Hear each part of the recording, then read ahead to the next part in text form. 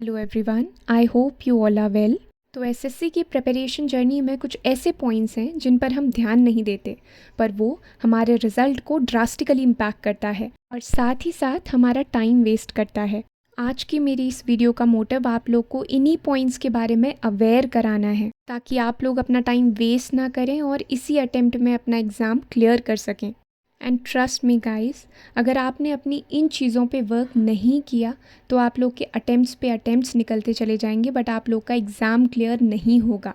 और फिर जब आप लोग अपने 4th या 5th अटेम्प्ट पे होगे और आप लोग को ये चीज़ें अल्टीमेटली रियलाइज़ होंगी, तब आप लोग सोचोगे कि काश हमने इन पॉइंट्स पे पहले वर्क किया होता तो आज हमारा इतना समय ख़राब नहीं हुआ होता। तो इन पॉइंट्स को डिस्कस करने से पहले मैं आप लोग को बता दूं कि इस वीडियो के एंड में मैं आप लोगों से डेली टारगेट से रिलेटेड कुछ डिस्कस करूंगी, जैसा कि आप लोगों ने रिक्वेस्ट किया था, और एक छोटा सा सरप्राइज़ भी है आप लोग के लिए।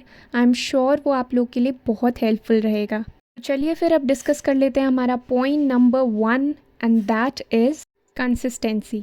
जितना सिंपल ये वर्ड है उतना ही डिफ़िकल्ट है इसको मेंटेन कर पाना। ये वही की है जिसके थ्रू कुछ लोग अपने एग्ज़ाम को केवल 2 महीने की प्रिपरेशन से क्लियर कर देते हैं।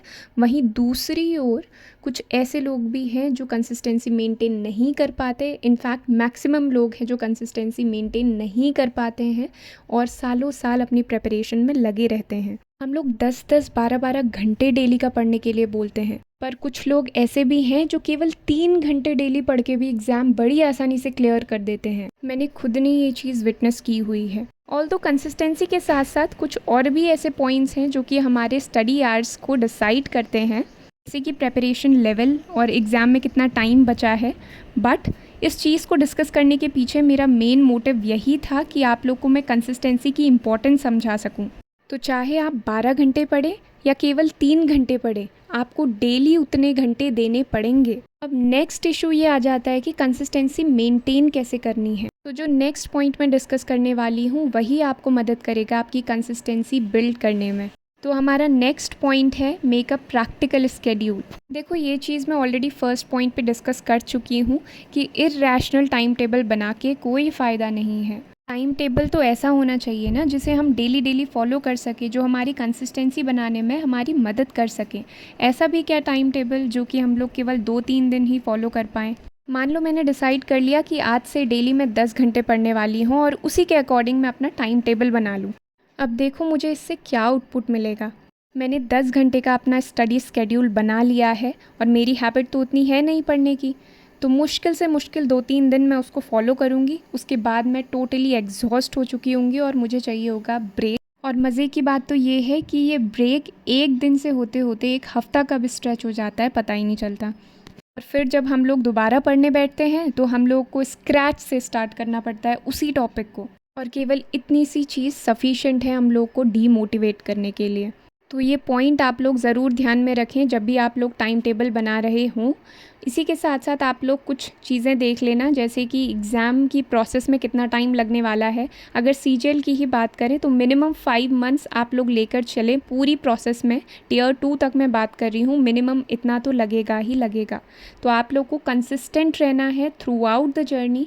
तो इसके लिए आप लोग जो भी टाइम टेबल बनाओ वो प्रैक्टिकल होना चाहिए। फिर आ जाते हैं थर्ड पॉइंट में, जो कि है कंप्लीट योर सिलेबस। अच्छा, एक चीज़ आप लोगों ने रेगुलर मॉक्स देते हुए नोटिस किया होगा कि एक पॉइंट पे आके आप लोग के जो स्कोर्स होते हैं वो रुक जाते हैं। जैसे कुछ लोग होते हैं जिनके 120 पे रुक जाते हैं, किसी के 130 से आगे नहीं बढ़ते। ये स्कोर्स हर किसी के केस में डिफरेंट हो सकते हैं। अब बहुत से लोग इस चीज़ को लेकर के भी डिमोटिवेट हो जाते हैं कि हमारे मॉक्स में मार्क्स एक जगह अटक गए हैं, आगे नहीं बढ़ रहे। तो इस चीज़ में डीमोटिवेट होने वाली बात नहीं है। इसका सिंपल और सिंपल रीज़न ये है कि आप लोग का सिलेबस कंप्लीट नहीं है। जब तक सिलेबस पूरा कंप्लीट नहीं करोगे आप लोग के स्कोर्स नहीं इंक्रीज़ हो पाएंगे। अब ऐसे में क्या करें, मॉक्स देना छोड़ दे क्या? हम लोग सिर्फ अपनी प्रिपरेशन करते हैं, सिलेबस कंप्लीट करते हैं, उसके बाद दे देंगे मॉक्स। तो इसका सल्यूशन, इसका जो आंसर है वो मैं नेक्स्ट पॉइंट में बताने वाली हूँ। और नेक्स्ट पॉइंट है हमारा start attempting mocks once you finish 60% of the syllabus. देखो, अगर आप एक बिगनर हैं और आप लोग का 60% सिलेबस भी अभी तक कवर नहीं हुआ है, तब मैं मॉक्स देना सजेस्ट नहीं करूँगी। रेगुलर मॉक्स तो बिल्कुल भी अटेम्प्ट नहीं करने हैं, पर हाँ, अगर आप लोगों में से कुछ इच्छुक हैं मॉक्स देने के, तो आप वीक में एक मॉक लगा सकते हो, वो भी PYQ बेस्ड। अब बात कर लेते हैं जिनका 60% सिलेबस कंप्लीट हो चुका है वो। तो आप लोगों से भी मैं ये कहूँगी कि हर दिन मॉक देने का ना सोचें, वीक में 1 या 2 मॉक आप लोग अटेम्प्ट कर सकते हो। अपना फोकस रखिए सिलेबस को कंप्लीट करने में, क्योंकि ऐसे में क्या होता है, जैसे मैंने अभी बोला, एक पॉइंट पे आके, यानी कुछ स्कोर जैसे लेट्स से 120 पे आके आप लोग रुक जाते हो, उसके बाद आप लोग का स्कोर इंक्रीज़ नहीं कर रहा, वो सीधे सीधे ये इंडिकेट कर रहा है कि आप लोग का सिलेबस अभी कंप्लीट नहीं है। तो पहले आप वहाँ पे फोकस करिए और मॉक्स वीक में 1 या 2 लगा सकते हैं। अब आ जाते हैं नेक्स्ट पॉइंट पे, जो कि है एनालाइज मॉक्स प्रॉपरली। बहुत से एस्पिरेंट्स ये गलती करते हैं कि वो लोग मॉक्स तो दे देते हैं पर उसको अच्छे से एनालाइज नहीं करते हैं। और अगर आप मॉक्स को एनालाइज ही नहीं करोगे तो आप लोग के मॉक्स देने का कोई मतलब नहीं बनता। जब हम मॉक्स देते हैं, उनको एनालाइज करते हैं, तभी हमें पता चलता है हमारे वीक एरियाज़ कौन कौन से हैं, कौन से टॉपिक्स ऐसे हैं जिनमें हमें ज़्यादा टाइम देना है, या कौन सा सेक्शन ऐसा है जिसमें ज़्यादा टाइम देना है और किस में कम देना है। अगर आप मॉक्स को अच्छे से एनालाइज नहीं करोगे तो आप सेम मिस्टेक्स जो आपने एक मॉक में की होगी, जब दूसरा मॉक अटेम्प्ट करोगे तो वही मिस्टेक आप लोग उसमें भी रिपीट करने वाले हो। तो इसीलिए मॉक्स को अच्छे से एनालाइज करिए, क्या गलतियां हैं उनको देखिए, अपने वीक एरियाज़ को जानिए और उस पर अच्छे से वर्क कीजिए, तभी आप लोग का स्कोर बूस्ट होगा। और हाँ, ये चीज़ तीनों कैटेगरी के लोग को करनी है। एक जिनका 60% से कम सिलेबस कंप्लीट हुआ है तब भी वो मॉक लगा रहे हैं, एक जिनका 60% सिलेबस कंप्लीट हो चुका है उसके बाद लगा रहे हैं, एंड जिनका पूरा सिलेबस कंप्लीट हो चुका है उसके बाद जो मॉक्स लगा रहे हैं। उनकी प्रायोरिटी तो यही होनी चाहिए कि हम लोग को मॉक्स देने हैं रेगुलर एंड उसको प्रॉपरली एनालाइज करना है। फिर डिस्कस कर लेते हैं हमारा नेक्स्ट पॉइंट, जो कि है PYQs आर मस्ट। अगर आपका सिलेबस कंप्लीट हो चुका है तो आप लोग PYQs में पूरी तरीके से फोकस करिए अपने आप को, और इनफैक्ट अगर सिलेबस कंप्लीट नहीं भी हुआ है तो भी कोशिश करिए PYQs को साथ साथ कवर करने की। इंग्लिश के जो हम वोकैब सेक्शन करते हैं, ईडियम एंड फ्रेजेस, ये सारे तो हम लोग PYQ बेस्ड ही करते हैं, तो इसमें कुछ अलग से एफर्ट डालने की ज़रूरत नहीं है। बट बाकी जो सेक्शंस हैं वहाँ पे ये भी ध्यान रखने की ज़रूरत है कि हम लोग को PYQ साथ लेकर के चलना है जहाँ तक पॉसिबल हो पाए। अब इससे होगा क्या, आप लोग को एक तो आइडिया लग जाएगा कि पेपर में क्वेश्चंस कैसे पूछे जाते हैं किसी पर्टिकुलर टॉपिक से। दूसरा, ये आप लोग के लिए एक एडेड एडवांटेज भी हो सकता है, क्योंकि एसएससी ने कई बार ऐसा किया है कि वो PYQs को पेपर में डाल देता है, तो जिसने किया होगा वो लोग ऑब्वियसली बाकियों से बेहतर परफॉर्म करेंगे, उनके लिए ये एक एडेड एडवांटेज होगा। इसके बाद हम लोग आ जाते हैं पॉइंट नंबर 7 पे, that is strictly follow few resources. आप लोग को हर चीज़ हर जगह से पढ़ने की ज़रूरत नहीं है। अपने रिसोर्सेज को अभी से कन्फाइन कर लीजिए। अगर आप स्क्रैच से भी स्टार्ट कर रहे हैं तो अभी से अपने रिसोर्सेज को कन्फाइन कर लीजिए। कि देखो, एक ही टॉपिक पे जितने भी रिसोर्सेज आप लोग कलेक्ट करोगे उनमें मोर और लेस चीज़ें सेम ही होंगी, इसीलिए अलग अलग चीज़ें आप लोग क्यों इकट्ठा कर रहे हो। एक पर्टिकुलर सोर्स बनाओ, उसी से आप लोग कंटिन्यूसली पढ़ते रहो, उसे रिवाइज़ करते रहो। ये आप लोग के लिए रिविज़न के लिए सबसे ज़्यादा हेल्पफुल है। एट द सेम टाइम आप लोग का टाइम भी सेव करेगा। देन बात कर लेते हैं हमारे लास्ट पॉइंट की, विच इज़ एंग्जाइटी।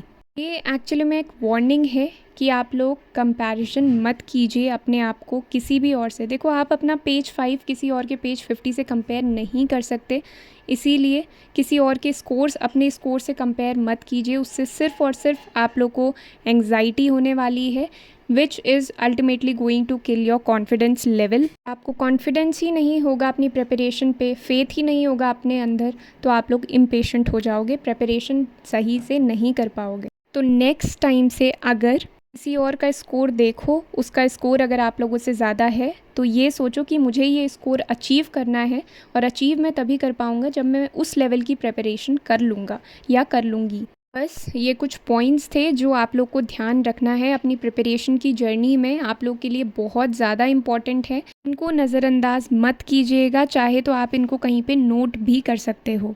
तो ये तो थे कुछ इम्पॉर्टेंट पॉइंट्स। अब जैसे कि मैंने आप लोगों से कहा था, मुझे आप लोगों से डेली टारगेट सीरीज़ के बारे में डिस्कस करना है।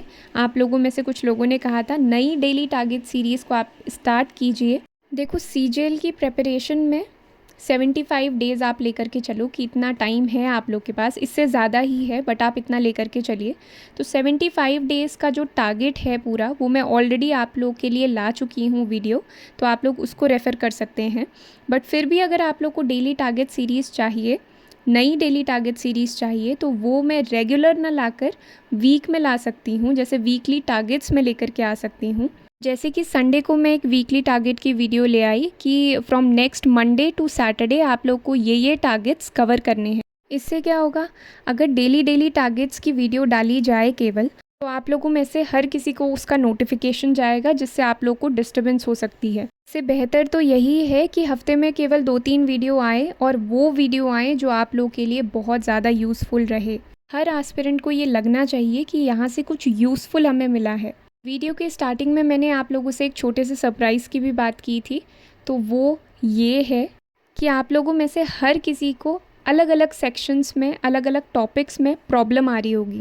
लेट्स से किसी से वोकैब नहीं कवर हो पा रही, किसी को मैथ्स में प्रॉब्लम है, किसी को जर्नल अवेयरनेस में प्रॉब्लम है, किसी को रीजनिंग में भी प्रॉब्लम हो सकती है।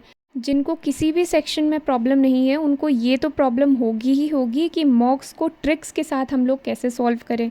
तो आप लोग के जो भी ऐसे डाउट्स हैं, जो भी आपका वीक सेक्शन है, वो आप लोग कमेंट सेक्शन में लिख सकते हो कि इसमें आप लोग को प्रॉब्लम आ रही है, या फिर ये चीज़ें आप लोग जानना चाहते हो। फॉर एग्ज़ाम्पल जर्नल अवेयरनेस का कोई टॉपिक है जो आप लोग को अच्छे से समझ नहीं आ रहा है, तो आप चाहते हैं कि वो टॉपिक्स आप लोग को अच्छे से समझ आ जाए, या मैथ्स में ट्रिक्स के साथ कैसे क्वेश्चन को सॉल्व करना है वो आप लोग को समझ नहीं आ रहा है। तो जो भी ऐसी आप लोग की क्वेरीज़ हैं, या वोकैब से रिलेटेड, जो मैं ऑलरेडी कई वीडियोस में डिस्कस कर चुकी हूँ, वोकैब याद नहीं हो रही, तो जो भी ऐसे आप लोग के डाउट्स हैं वो सब आप लोग कमेंट सेक्शन में लिख सकते हो। मैं पूरी कोशिश करूँगी कि जितनी भी वीडियोस आगे आती जाएं वो सब आप लोग के लिए यूज़फुल रहें। तो हफ्ते में केवल 2 से 3 ही मैं वीडियोस डालूँगी, और वो आप लोग के लिए बहुत यूज़फुल रहेगी। मेरी इस एश्योरिटी के साथ आप लोग उन वीडियोस से एक बार गो थ्रू कर सकते हैं, चाहे आप लोग उसको 2x की स्पीड में देख लीजिए, that is totally up to you. तो चलिए फिर अब इस वीडियो को इतना ही रखते हैं। आई होप ये वीडियो आप लोग के लिए यूज़फुल रही होगी।